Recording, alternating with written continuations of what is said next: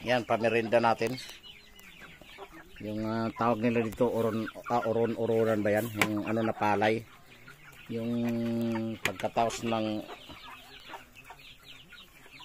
parang ano, yan ang natitira na may ipa, tapos meron pa rin nakakain. Binigay ni Nining sa akin. Yan ang merinda nila. Isang sako yan eh. Yan. Lalaki na nila. Ang lalaki, nakakatuwa rin.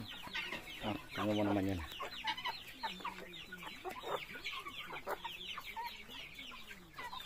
Yung isa nga dito na yan, yung halos may pula. Kala ko mamatay na yan kasi ang laki ng maga niya ng tainga.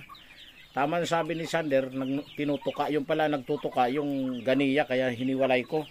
Kasi talo sila nung medyo pagdating ko dito, maliit-liit pa sila. Nakita ko paggabi, nandun na sila sa dapuan. Binabanatan pala ng ganiya. Maloko rin ganiya. Ngayon, malalaki na to.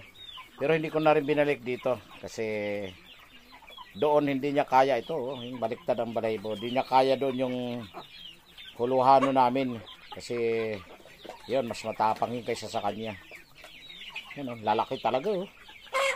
Ano na yung botsi nila punong-puno. Di ba? Kakatuwa lang pag ganyan. Kaya kailangan natin na mabaksin na natin to. Every 3 months ang ano natin. Para maano natin natawag nito mga natin. Ma-avoid natin yung mga sakit na ano dito kasi dito tayo sa farm, yung ano natin. Kumbaga sabi ni Sander, kailangan may protection daw ang ating mga alaga dito. Kaya maraming salamat kay Sander. Yun lang ang nahirapan ako, yung clone H120. Nahirapan ako maghanap siguro sa Marvel, baka meron. Nagpapadala tayo kay Luigi. Ano? Ang lalaki din talaga. Kakatuwa.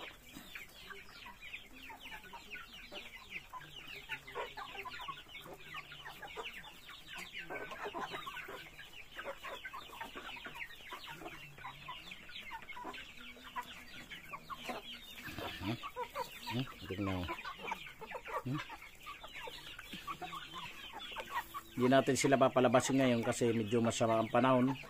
Hindi gaano maaraw. Baka magkaroon sila ng makakuha ng mga parasite sa labas. Kaya dito lang muna sila. Dito natin pinagmerinda. Malinis naman yung nila, brother. Talagang to sila. Kasi na to, nandito 20. Yung nandito sa kabila, yung mga sisyo natin, yun? 55 yun. Tinanggal natin yung dalawa dahil nilagay natin sa quarantine. Dahil naghahalak sa sipon. Nilagyan natin agad ng antibiotic para ma-prevent natin, di na matuloy yung niya, sipon. Kaya kailangan hiwalay natin, mahirap pagkahawa-hawa. Yung gamot natin, yung binigay ni Sander na yung Norflox.